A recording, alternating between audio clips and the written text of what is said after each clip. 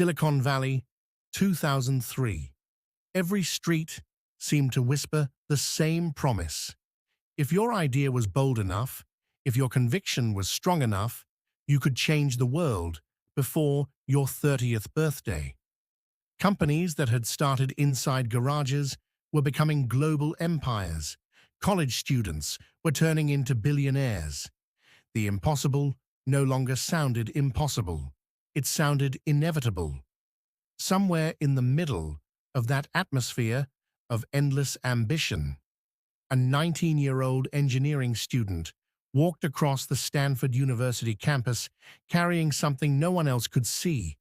It wasn't a prototype. It wasn't a patent. It wasn't even a business plan. It was an idea. An idea so ambitious that many experienced scientists would have dismissed it before she had even finished explaining it. Her name was Elizabeth Holmes. Years later, magazines would call her the youngest self-made female billionaire in the world. Others would describe her as the face of one of the greatest corporate frauds in modern history. But none of those headlines existed yet. At that moment, she was simply another student attending engineering classes, surrounded by laboratories filled with brilliant minds trying to solve difficult problems. While many classmates dreamed about joining companies like Intel, Google, or Apple after graduation, Elizabeth seemed interested in something much larger. She wasn't looking for a job. She wanted to build a company that could fundamentally change the way medicine worked. The question that fascinated her appeared surprisingly simple. Every day, millions of people had blood drawn inside hospitals and clinics around the world. Large needles, multiple tubes, expensive laboratories, days of waiting before results arrived. Medicine had advanced dramatically during the 20th century, yet one of its most common procedures looked almost unchanged. What if that entire process could disappear? What if a single tiny drop of blood could reveal hundreds of medical conditions within minutes? No syringes, no waiting, no specialized laboratories, just one small device capable of performing what seemed almost impossible. The vision sounded less like engineering and more like science fiction. But Silicon Valley had taught an entire generation that impossible ideas sometimes became reality. The more Elizabeth thought about it, the more convinced she became that someone would eventually build that technology. Then, another thought appeared. Why couldn't that someone be her? Most students spend years preparing before leaving university. Elizabeth barely waited a year. In 2003, she made a decision that surprised professors, classmates, and even people close to her. She left Stanford. No diploma, no guaranteed future, only the belief that she could build something revolutionary. Using money originally intended for her education, she rented a small office. Inside, there were a handful of desks, blank walls, and enormous expectations. The company received a name that sounded futuristic: Theranos, a combination of the words therapy and diagnosis. Almost nobody noticed when the company was born. There were thousands of startups scattered across Silicon Valley, all claiming they would change the future. Theranos looked like just another one. But behind those ordinary office walls, Elizabeth Holmes believed she was beginning a revolution that would transform medicine forever. She had no idea that the journey she was starting would eventually captivate presidents, billionaires, scientists, journalists, prosecutors, and millions of people around the world. Nor could anyone imagine that the same dream capable of inspiring so many would one day become one of the most controversial stories Silicon Valley had ever seen. Revolutionary technology is extraordinarily difficult to build. Convincing people that you are going to build it can be much easier. Theranos had almost nothing that could be shown to the outside world.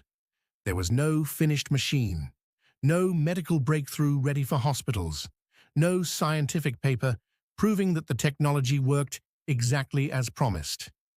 Yet there was something equally powerful: a story. Elizabeth Holmes understood that investors rarely fall in love with engineering diagrams. They fall in love with the future. Every presentation painted the same picture. Imagine walking into your local pharmacy instead of a hospital. A nurse gently pricks your finger. One tiny drop of blood is placed inside a small machine. A few minutes later, hundreds of laboratory results appear on a screen. Diseases detected earlier, healthcare becoming cheaper, millions of lives improved. It wasn't simply a medical device. It was a completely different vision of medicine itself. People listening to her presentations weren't just evaluating a startup.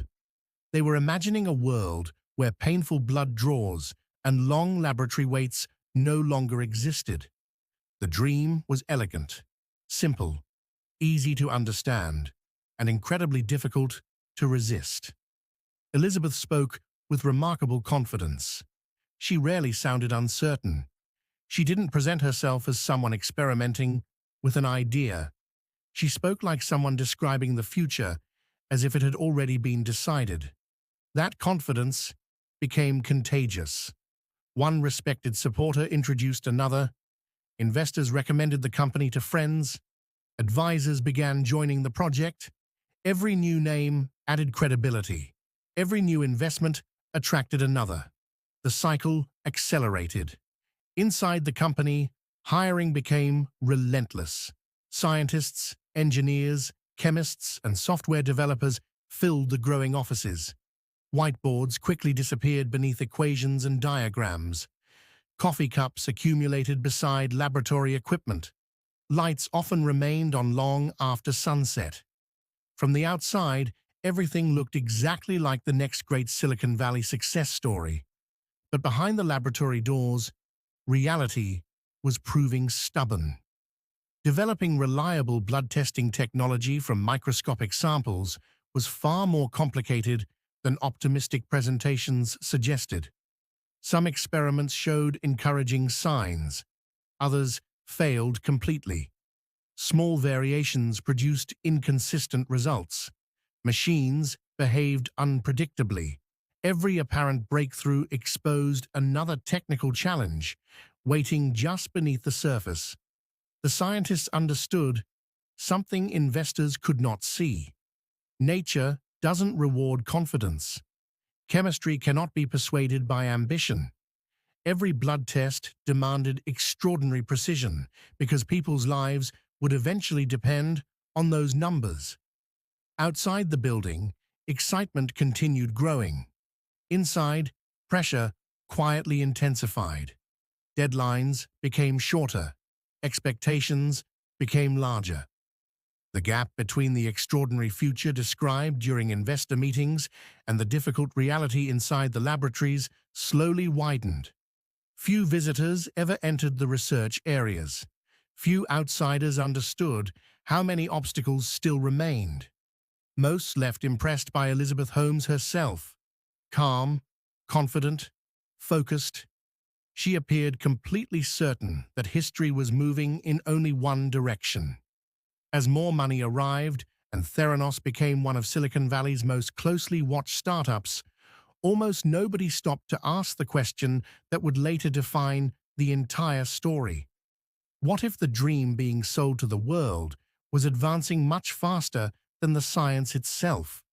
Success has a strange way of attracting more success. By the time Theranos had spent a few years quietly growing inside Silicon Valley, the company had become surrounded by something far more valuable than technology: belief. Investors who had once been skeptical now feared missing what could become the next billion-dollar revolution. Every new supporter seemed to validate the last one. If respected people believed in Elizabeth Holmes, perhaps everyone else should too. The company continued raising enormous amounts of money. Offices expanded. Laboratories grew larger. More employees arrived every month. Yet the most remarkable transformation was happening to Elizabeth herself. She understood that in Silicon Valley, perception mattered almost as much as innovation. Slowly, her public image became unmistakable. Black turtlenecks, minimalist style, calm voice, little emotion. The comparisons began almost naturally. Steve Jobs. Newspapers repeated it. Television hosts repeated it. Investors repeated it. Before long, millions of people accepted the comparison without questioning it. Here was another brilliant young founder, another college dropout, another visionary promising to reinvent an entire industry. Magazine covers celebrated her as the future of healthcare. Conferences competed to invite her on stage. Every interview seemed to strengthen the mythology surrounding Theranos. She spoke about democratizing medicine, making healthcare accessible to everyone, and transforming one of humanity's oldest medical procedures. It was a message people wanted to believe. Soon, some of the most influential figures in American politics and business joined the company's board of directors. Former secretaries of state, decorated military leaders, powerful diplomats. Their names carried enormous prestige. To outsiders, their presence looked like undeniable proof that Theranos was changing the world. Very few people stopped to notice something unusual. Almost none of these influential board members possessed deep expertise in laboratory medicine. Their reputations inspired confidence, but they could not personally verify whether the company's technology truly worked. Still, the momentum became unstoppable. Retail pharmacy partnerships were announced. The company signed ambitious agreements. Journalists described Theranos as one of Silicon Valley's brightest stars. Elizabeth Holmes appeared everywhere: television interviews, business magazines, conferences filled with standing ovations.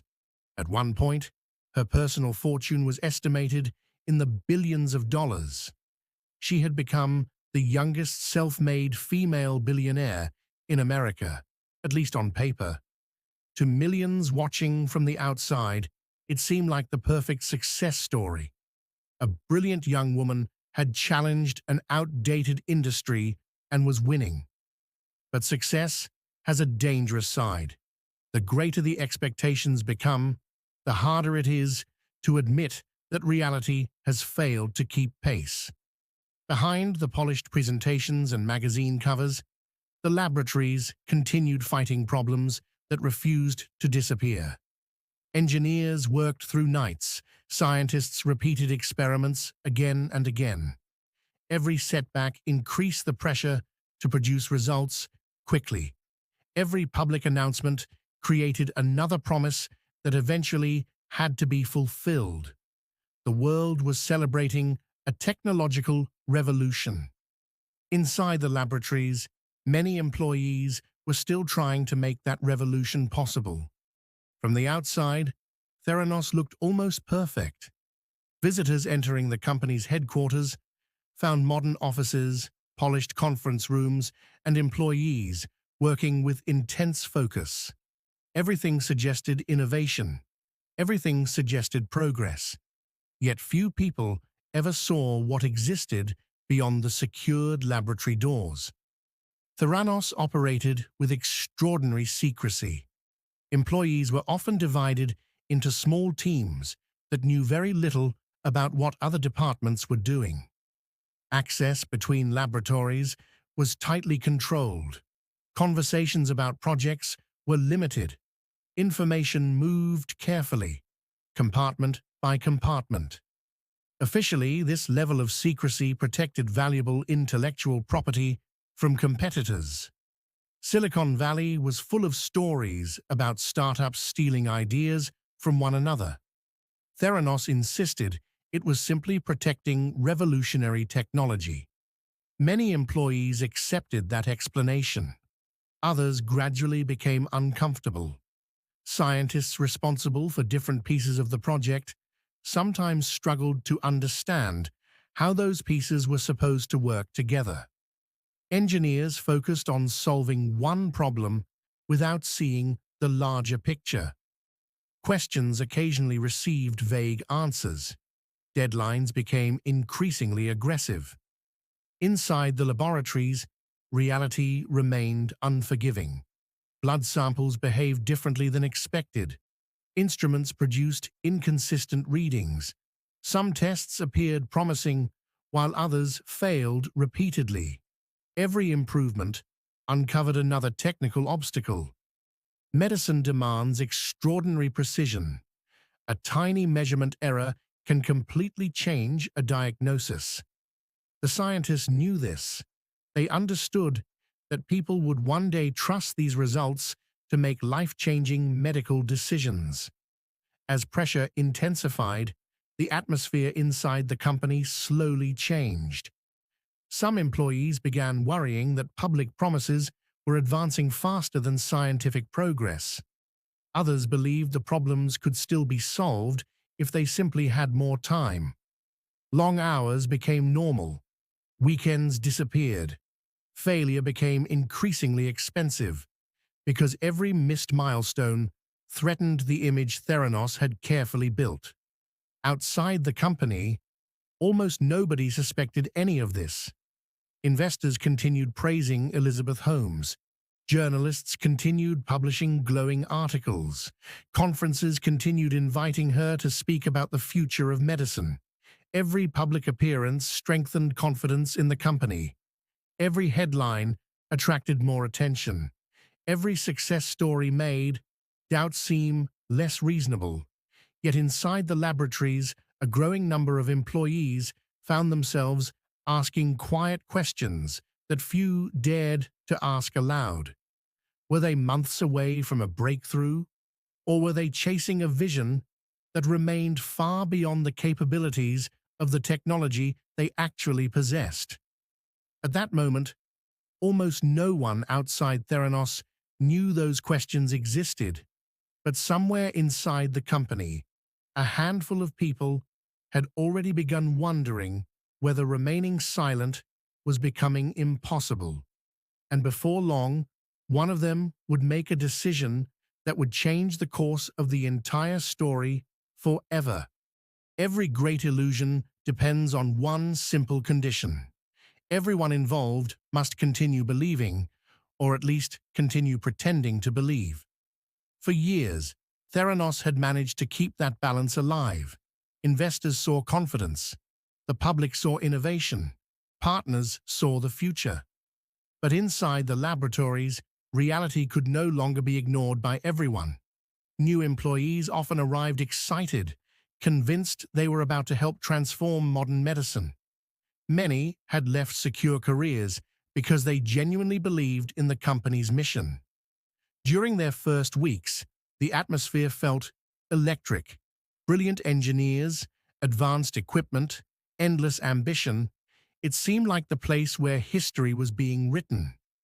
Then came the first questions. Why were some experiments constantly repeated? Why were certain discussions suddenly interrupted when unfamiliar people entered the room?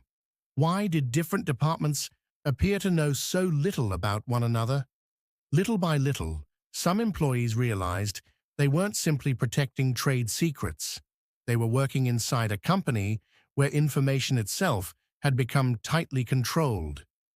Among those employees was Tyler Schultz, the grandson of former U.S. Secretary of State George Shultz, one of Theranos's most respected board members. Tyler joined, believing he would help build revolutionary technology. Instead, he began noticing inconsistencies that became increasingly difficult to ignore. Another employee, Erica Chung, reached similar conclusions from her own work inside the laboratories. Different people, different responsibilities, yet both were seeing warning signs that pointed toward the same uncomfortable possibility. Some test results did not inspire the confidence the public had been led to expect. Every time concerns were raised internally, explanations followed. More work was needed. Improvements were coming. Problems were temporary. But temporary problems have a way of becoming permanent when months pass without meaningful change. The pressure inside the company intensified. Employees who questioned procedures sometimes found themselves isolated. Others chose to leave quietly rather than continue arguing. Yet leaving solved only part of the problem. What about the patients? If medical decisions were eventually based on unreliable results, silence no longer felt like a professional disagreement. It became an ethical dilemma. Speaking out, however, carried enormous risk. Theranos possessed powerful lawyers, influential supporters, and a reputation that few people dared challenge. The company aggressively defended its image and confidential information. Former employees understood that any public accusation would almost certainly trigger legal action. For many, the safest choice was simply to move on with their lives. Tyler Schultz chose differently. So did Erica Chung. They began preserving documents, remembering conversations, and carefully organizing what they had witnessed. Neither could know whether anyone would believe them. Against a company celebrated as one of Silicon Valley's greatest success stories, two former employees possessed little more than their own credibility. Yet history often changes because ordinary people decide that remaining silent has become more frightening than speaking. Somewhere beyond Theranos, another person was about to hear their story. He wasn't a scientist, he wasn't an investor, he wasn't a regulator. He was an investigative journalist, and once he began asking questions, Theranos would never again control the narrative. Most headlines celebrate success. Very few ask whether success is real. In the autumn of 2015, John Carey Rowe, an investigative reporter at the Wall Street Journal, received information suggesting that something inside Theranos deserved a closer look. At first, it sounded almost unbelievable. One of Silicon Valley's fastest-growing companies, billions of dollars in valuation, endorsements from world-famous political and business leaders, magazine covers, television interviews. Could all of that truly be hiding a deeper story? Experienced investigative journalists learned to distrust both extraordinary claims and convenient denials. Carey Rowe did not begin with a conclusion. He began with questions. Quietly, he started contacting current and former employees. Some declined to speak. Others were afraid. Many had signed strict confidentiality agreements. The risks were obvious. Challenging a company with immense financial resources and powerful legal representation could destroy careers before any article was ever published. Yet little by little, conversations began to paint a remarkably consistent picture. Different employees described similar concerns, similar technical problems, similar pressure, similar secrecy. Carey Rowe did not rely on a single source.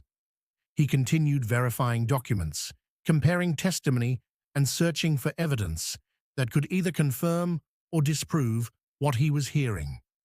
Every new interview deepened the investigation.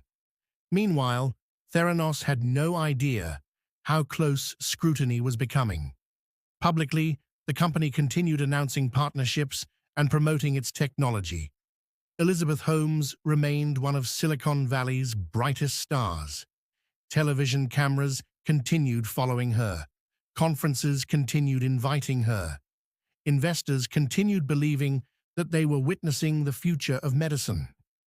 Behind the scenes, however, lawyers and executives began learning that a reporter was asking increasingly detailed questions.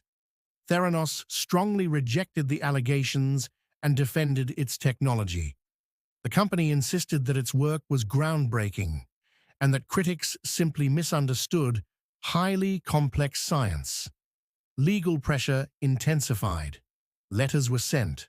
Warnings were issued. Sources were reminded of confidentiality obligations. For many organizations, that strategy might have ended the investigation. It did not stop this one. Months of reporting finally led to publication. In October 2015, the Wall Street Journal released an article questioning whether Theranos' technology worked as publicly described and reporting concerns raised by former employees. The reaction was immediate. Readers were stunned. Investors were shocked. Regulators began paying closer attention. Questions that had once circulated quietly inside laboratory walls suddenly became national news. For the first time, Elizabeth Holmes faced something she had successfully avoided for years: public doubt. The image of the flawless visionary remained intact for the moment, but a crack had finally appeared. And history has shown that once a carefully constructed image begins to crack, it rarely breaks all at once. It fractures piece by piece. The article was only the beginning. The investigations that followed would determine not only the future of Theranos, but the future of the woman who had built her entire life around its promise. The morning after the article was published, the atmosphere inside Theranos felt different. The laboratories were still there. The offices looked exactly the same. Employees arrived carrying coffee, opened their laptops, and walked through the same hallways they had crossed hundreds of times before. But something invisible had changed. For years, the company had controlled the story. Every interview, every presentation, and every magazine cover had reinforced the same message. Theranos was changing the future of medicine. Now, for the first time, someone outside the company was telling a different story. At first, Elizabeth Holmes remained defiant. Publicly, she insisted that the allegations were false and that Theranos would eventually prove its critics wrong. She continued appearing on television, repeating that the company possessed groundbreaking technology and that temporary setbacks were part of every major innovation. To many supporters, her confidence remained convincing. After all, history was filled with entrepreneurs who had been doubted before changing the world. But regulators don't operate on optimism. They operate on evidence.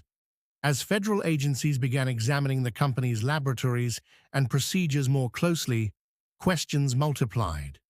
Reports identified serious deficiencies. Inspections uncovered problems that could no longer be dismissed as minor technical challenges. One investigation led to another, then another. Partnerships that had once been celebrated as historic achievements quietly began to unravel. Companies that had proudly associated themselves with Theranos started creating distance. Investors who had once competed for the opportunity to participate now searched desperately for answers. Employees watched as uncertainty spread through every department. Meetings became shorter. Conversations became quieter. Rumors traveled faster than official announcements. Some people still believed the company could recover. Others sensed they were witnessing the beginning of the end. Outside the headquarters, journalists returned almost daily. Television crews waited near the entrance. Every new report revealed another uncomfortable detail. The company that had once inspired admiration was now becoming a symbol of suspicion. The valuation that had reached billions of dollars began collapsing with astonishing speed. Wealth that had existed largely on paper disappeared almost overnight. Yet perhaps the greatest loss wasn't financial. It was trust. Medicine depends on trust. Patients trust doctors. Doctors trust laboratories.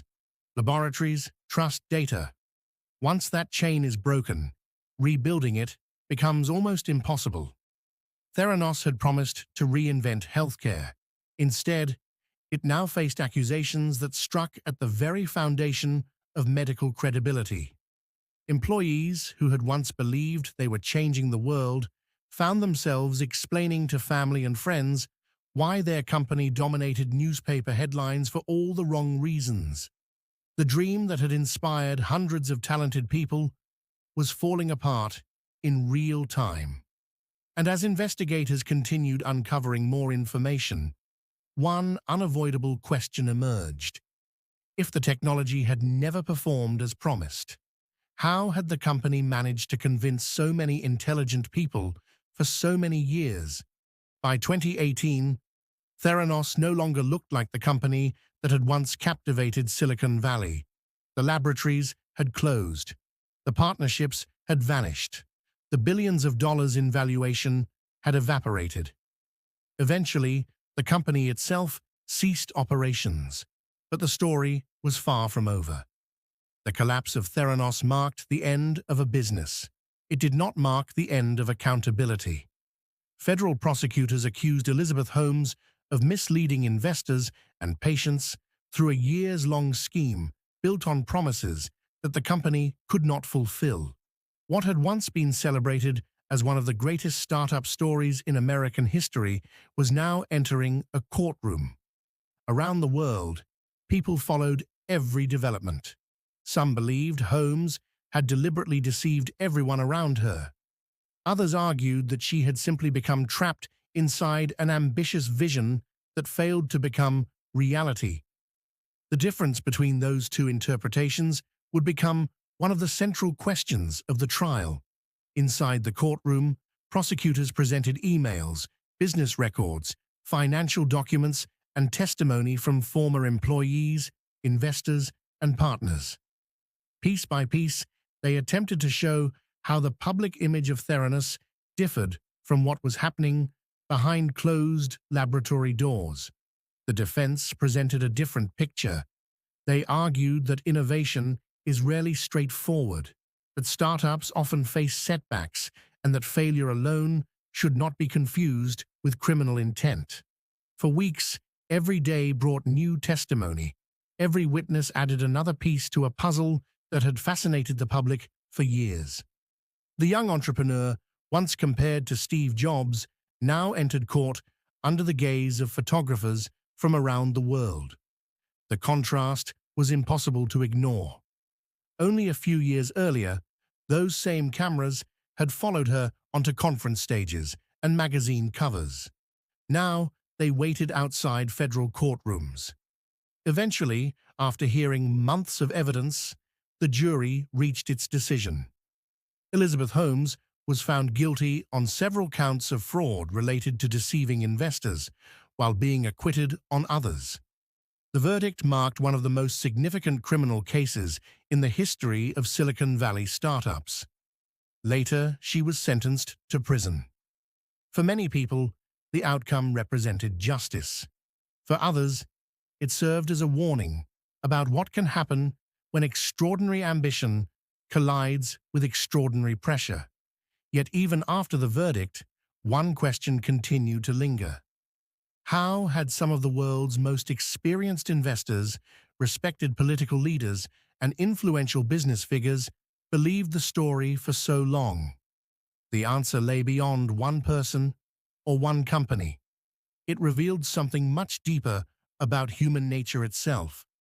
We all want to believe in the next great revolution. Sometimes, we believe before asking for proof. When people look back at the story of Theranos, one question always seems to rise above every other. How could this happen? How could a company that attracted some of the most respected names in business, politics, and the military continue growing if its technology wasn't delivering what had been promised? At first glance, it almost feels impossible. Surely someone must have known. Surely someone should have asked harder questions. But history is full of moments where intelligent people, acting in good faith, reached the wrong conclusion. Theranos was no different. Elizabeth Holmes didn't convince one inexperienced investor. She convinced hundreds of accomplished professionals. Former cabinet members joined the board. Billionaires invested their own fortunes. Major companies signed partnerships. Prestigious magazines celebrated her achievements. Every new endorsement made the next endorsement easier. This is how trust often works. People don't evaluate every decision from the beginning. They look around the room. If enough respected people already believe something, questioning it becomes much harder. Inside Theranos, secrecy reinforced that trust. The company argued that protecting its technology required strict confidentiality. Employees knew only the small part of the project they were responsible for. Visitors rarely entered sensitive laboratories. Demonstrations were carefully managed. From the outside, this looked like the behavior of a company protecting revolutionary intellectual property. Few people considered that secrecy might also prevent outsiders from asking the questions that mattered most. There was another factor. Silicon Valley celebrates founders who dream big. Investors expect entrepreneurs to promise extraordinary futures. Companies often raise enormous amounts of money years before their products are fully developed. In that environment, optimism is almost a currency. The line between confidence and overconfidence can become difficult to recognize until much later. None of this excuses what investigators ultimately concluded had happened, but it helps explain why so many intelligent people remained convinced for so long. They weren't simply investing in a machine. They were investing in a story that fit perfectly with everything Silicon Valley wanted to believe about itself. A young founder, a revolutionary idea, a trillion-dollar industry waiting to be disrupted. It was the kind of story that had already happened before with companies like Apple, Google, and Facebook. People wanted Theranos to become the next chapter of that history. By the time doubts became impossible to ignore, billions of dollars had already changed hands. Thousands of employees had devoted years of their lives to the company, and millions of people around the world had heard the name Elizabeth Holmes. The collapse of Theranos wasn't just the failure of one startup. It exposed weaknesses in the culture surrounding startups themselves.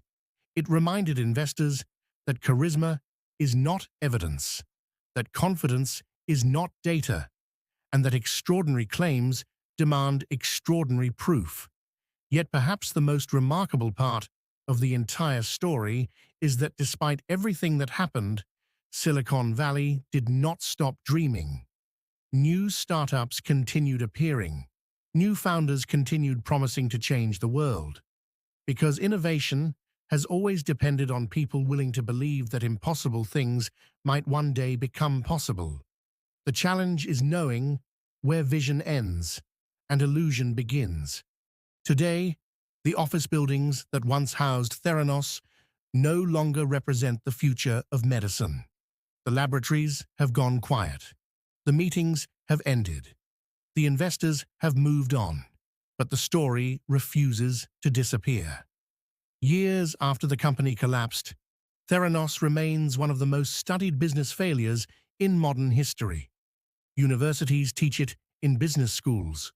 Lawyers analyze it in discussions about corporate responsibility.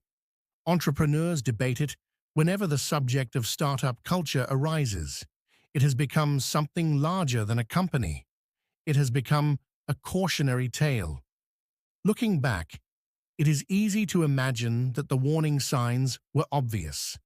History often creates that illusion. Once we know the ending, every mistake appears inevitable. But that wasn't how the story felt while it was unfolding. At the time, millions of people genuinely believed they were watching one of the greatest innovations of the century. Investors believed they were funding the future. Employees believed they were improving healthcare. Journalists believed they had discovered a once-in-a-generation entrepreneur. Almost everyone was looking at the same company, yet they were seeing entirely different realities. Perhaps that is the greatest lesson Theranos leaves behind. Technology alone doesn't shape history. Stories do. The story Elizabeth Holmes told was powerful enough to attract money, influence, and admiration from some of the most successful people on Earth.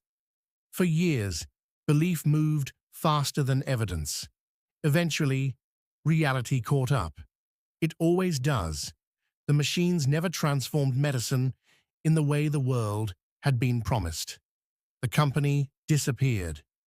Elizabeth Holmes went from standing on conference stages before cheering audiences to standing before a federal judge, awaiting her sentence.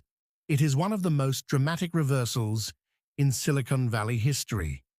And yet, if you travel through Silicon Valley today, you will still find young entrepreneurs working late into the night, convinced they are building the next great revolution.